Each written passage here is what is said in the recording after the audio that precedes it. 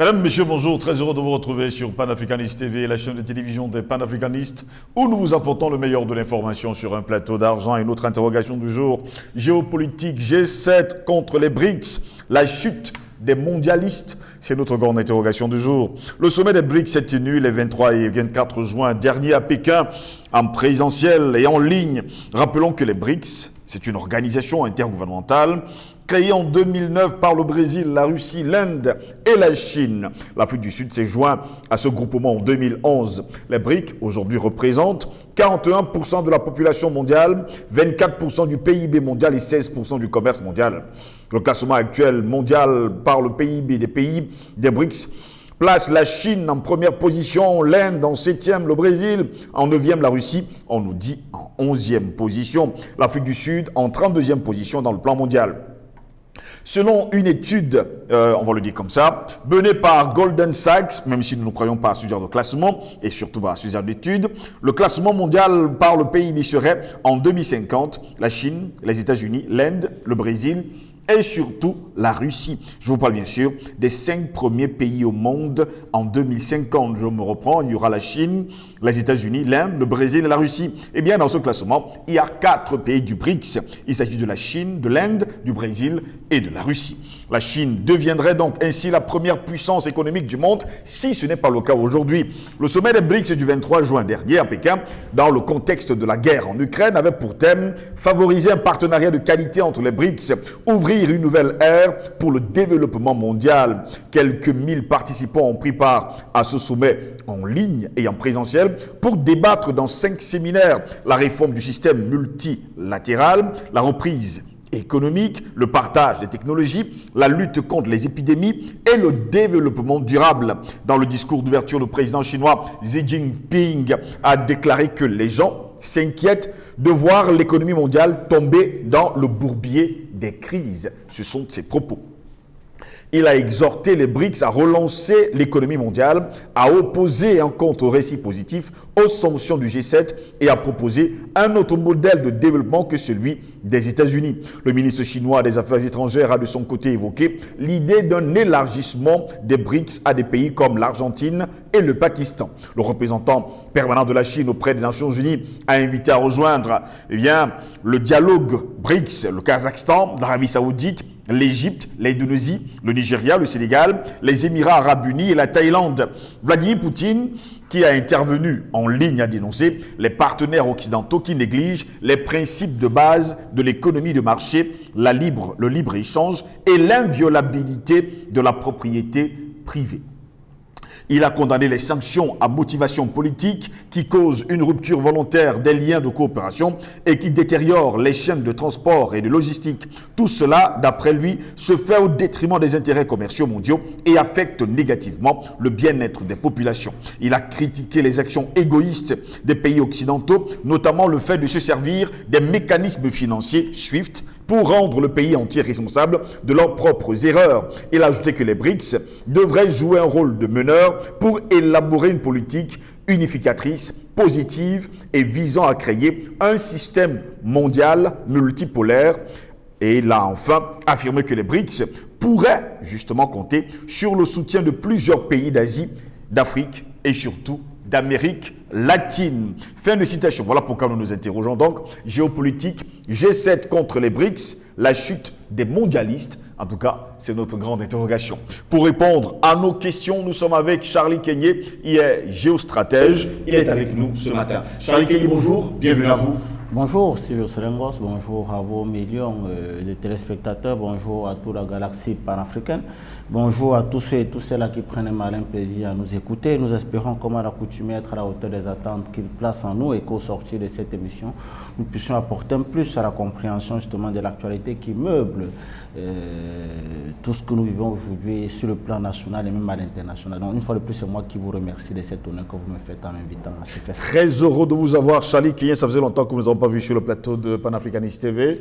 C'est que vous êtes quand même dans la capitale camerounaise, Yaoundé. Ce n'est pas toujours facile de faire le voyage entre justement Yaoundé et surtout Douala. Mais nous sommes très heureux de vous avoir. Merci encore pour le déplacement. Le plaisir est partagé. Eh bien, vous connaissez justement l'actualité. Les 22 et 24 juin dernier, il y a eu justement du côté de la Chine ce qu'on appelle le sommet des BRICS, précisément à Pékin en présentiel et surtout en ligne. Jusqu'à preuve de contraire, on a l'impression que deux blocs sont en train de se battre dans le monde. Il s'agit justement le bloc occidental et le bloc des BRICS. Et jusqu'à preuve de contraire, selon les déclarations des chefs d'État qui étaient justement présents à ce sommet, eh bien, il faudrait que désormais les BRICS prennent le pouvoir. Bien, c'est clair. Je pense qu'au sorti de cette rencontre des BRICS, clairement, il était question de redéfinir l'ordre mondial, de redéfinir le commerce international, de redéfinir les principes de souveraineté, de redéfinir également la multilatéralité et bien sûr les relations entre les États. Je crois que le communiqué du président Xi Jinping allait dans cet ordre-là. Oui. Donc aujourd'hui, il n'est même plus question pour les BRICS de voir s'ils devraient prendre le pouvoir, mais il est question pour les BRICS d'affirmer leur pouvoir. Parce que si vous essayez de comparer au cas par cas, vous prenez le cas par exemple de la démographie, vous verrez que en réalité les BRICS aujourd'hui s'opposent à qui? Au G7. Oui. Le G7 aujourd'hui c'est une population, je crois, c'est un peu moins de 100 millions d'habitants, si je ne me trompe pas, 775 millions d'habitants. Si vous comparez aux BRICS où c'est 3 milliards et 300 millions d'habitants, vous voyez qu'il n'y a même pas de débat. Si vous quittez de là, vous allez même sur le PIB, je crois qu'il y a le Goldman Sachs qui estimait que d'ici 2050, vous avez des États comme, en parlant de PIB par habitant, vous avez des États comme la Chine qui devait être le premier, suivi des États-Unis. Ensuite, il devait avoir le Brésil et la Russie. Et vous voyez que même dans cette configuration, quoique je ne crois pas trop en cette étude-là, mais même dans cette configuration, vous voyez qu'il y a 4 pays du BRICS qui apparaissent contre un seul pays du G7. Donc, concrètement, on comprend qu'on est en train de ralentir un processus qui finira par arriver. Et pour mieux comprendre ce processus-là, prenez le cas, par exemple, de la crise qui secoue le monde aujourd'hui. Peut-être qu'on en reparlera plus tard. Vous verrez que les États-Unis aujourd'hui se retrouvent peinés de continuer même à fournir les armes à la Chine, à l'Ukraine. Pourquoi? La raison évoquée, c'est qu'il n'y a plus assez de munitions. Ce que les gens ne veulent pas dire derrière, c'est que les munitions, ou alors la matière première qui permet aux États-Unis de fabriquer les munitions provient d'où? Ça vient de Chine. Donc, dans le PIB même qui a été calculé par le Goldman Sachs, ce PIB ne tient pas compte des réalités présentes. Parce que dans les réalités présentes, le PIB, c'est le produit intérieur brut.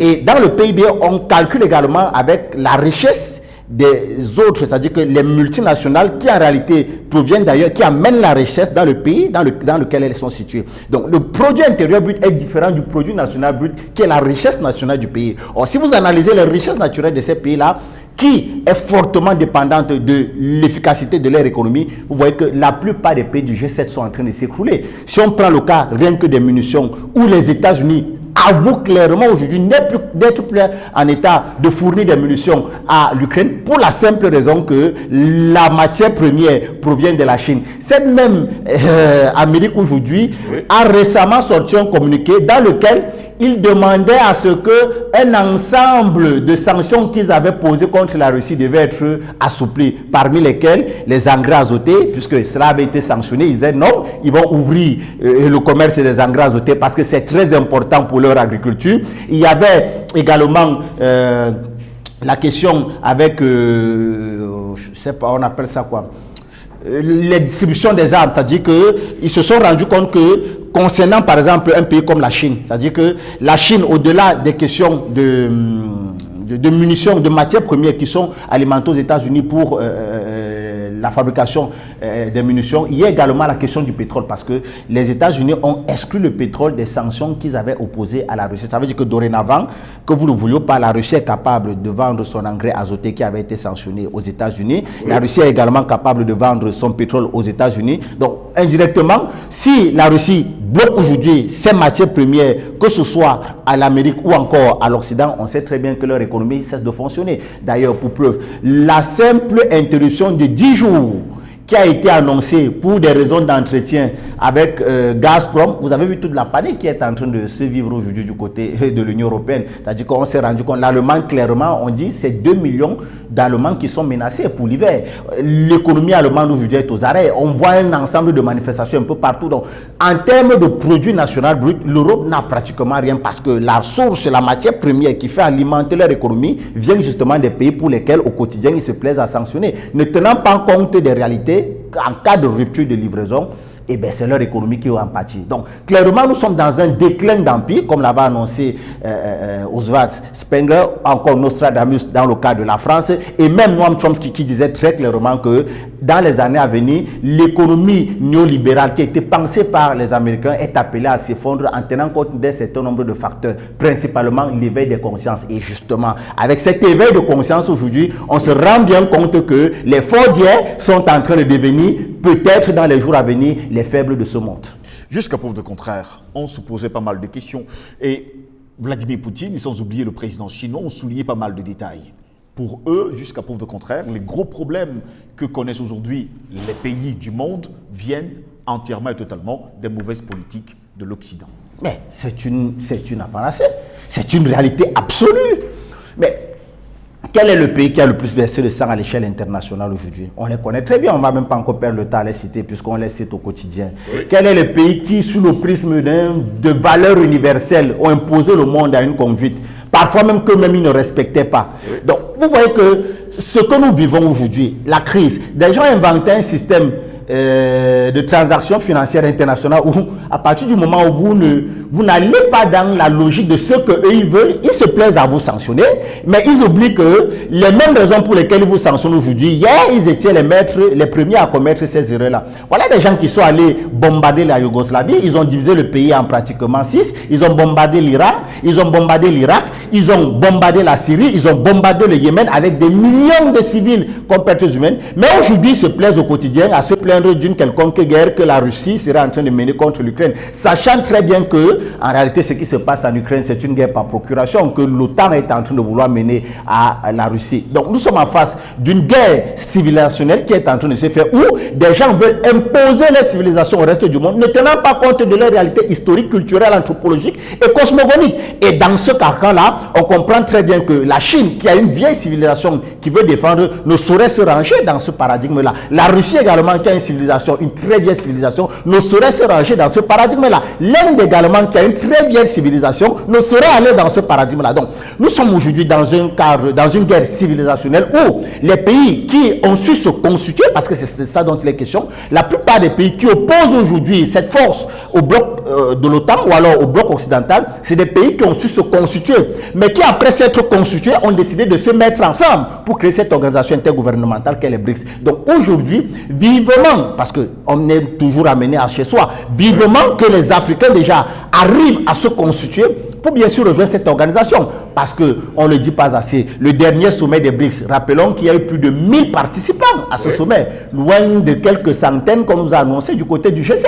Il y avait un peu plus de 1000 participants au sommet du BRICS. D'ailleurs, au sorti, il y a eu beaucoup de révélations. On nous a annoncé que la Turquie voulait très bien faire son entrée dans le BRICS, l'Arabie Saoudite voulait bien faire son entrée dans le BRICS, l'Égypte voulait bien faire son entrée dans le BRICS. Rappelons que ces trois pays sont des pays, pour la plupart, si on prend le cas de l'Arabie Saoudite, c'est des pays qui sont pro-occidentaux, pro-américains, il faut également le dire. Donc, annoncer leur arrivée dans le BRICS comme ça, c'est un signal fort jeté à l'endroit de l'Occident. Si on prend le cas de la Turquie c'est la deuxième plus grande armée de l'OTAN. Si la Turquie, qui est la deuxième plus grande armée de l'OTAN, annonce vouloir rejoindre les BRICS, c'est également un signal fort adressé à l'endroit de l'OTAN. L'Égypte également, qui est un allié stratégique des États-Unis sur le continent africain, annonce également son arrivée à l'OTAN. Je peux vous rassurer que si des alliés de poids comme cela veulent rejoindre les BRICS, ça veut dire clairement qu'on est en train de basculer vers un nouvel ordre mondial. On met de côté l'Iran qui officiellement a demandé à rejoindre l'OTAN. Du côté de l'Amérique du Sud, il y a des pays...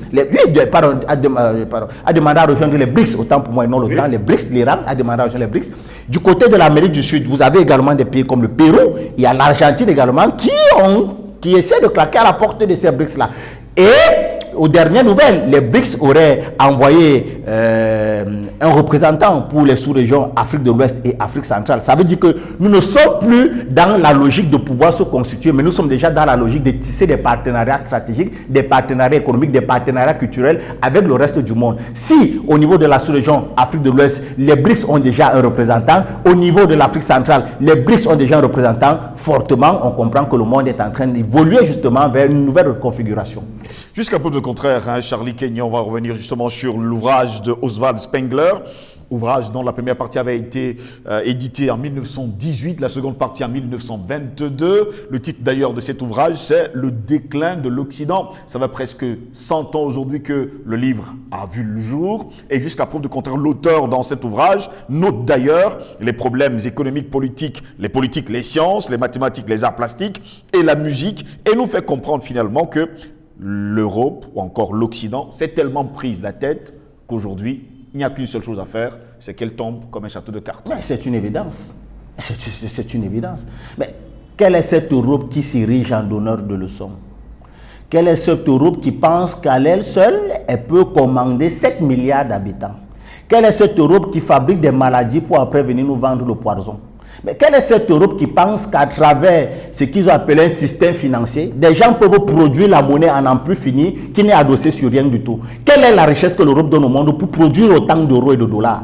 Donc vous comprenez qu'en réalité, des gens ont fabriqué un système dans lequel ils s'enrichissent, nous continuons à nous appauvrir, ils développent des valeurs qui les arrangent quand ils veulent, et à partir du moment où ça ne les arrange pas, ils bombardent tout le monde. Des gens créent un système dans lequel ils peuvent contrôler les masses à travers les bêtises qu'ils ont appelées Union européenne, Union africaine, un ensemble de conneries, où en réalité, par le contrôle des personnes à la tête de ces institutions-là, ils arrivent à contrôler les masses. Rappelez-vous ici où je vous parlais justement de cette pyramide du monde, où je disais tantôt que dans cette pyramide du monde, au sommet de la pyramide, vous avez ce qu'on appelle les shadows. C'est-à-dire que ce sont des personnes, des hommes de l'ombre, qui en réalité n'existent nulle part, le nom n'apparaîtra dans aucun journal, aucune presse ne parlera d'eux, mais ils existent. Et pourtant, c'est une poignée de personnes et qui s'assied, qui décide du sort du monde, ils décident comment nous vivons, comment nous naissons et comment on meurt, ils décident de qui sera où, qui fera quoi, ils décident de comment va être fixé le prix du cacao, du café, ils décident de tout. Nous, on ne connaît rien. Et en bas de vous avez des personnes comme, on appelle les CEO, les Chief Executive Officers, oui. Des idiots comme les Jeff Bezos, comme les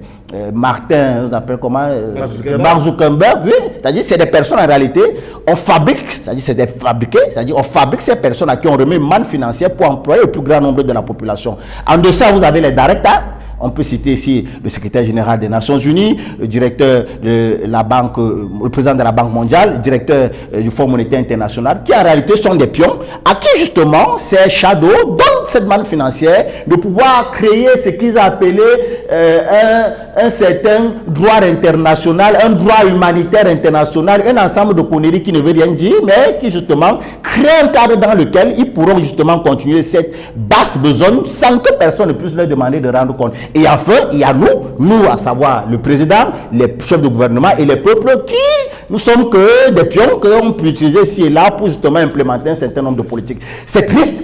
On a pour habitude de dire que nous sommes des complotistes. C'est d'ailleurs pourquoi je salue l'analyse faite par David Hay qui démontrait clairement que ça ne date pas d'aujourd'hui. Depuis des années, ces personnes travaillent à ce que nous comportions mal. Je prends pour preuve l'analyse faite par le docteur Rima Lebo, qui était un ancien médecin américain, qui a travaillé pour les officiels américains, qui a soigné de très hautes personnalités, qui faisait savoir que depuis 1974, l'Organisation mondiale de la santé travaillait à réduire la population mondiale parce que, pour ceux qui ne savent pas, au final du COP21 à Paris, il avait été inscrit parmi les recommandations le trop-plein de la population mondiale. Et après le COP21 à Paris, au sommet de Davos, il avait été inscrit justement l'arrivée de ce que vous appelez aujourd'hui les vaccins.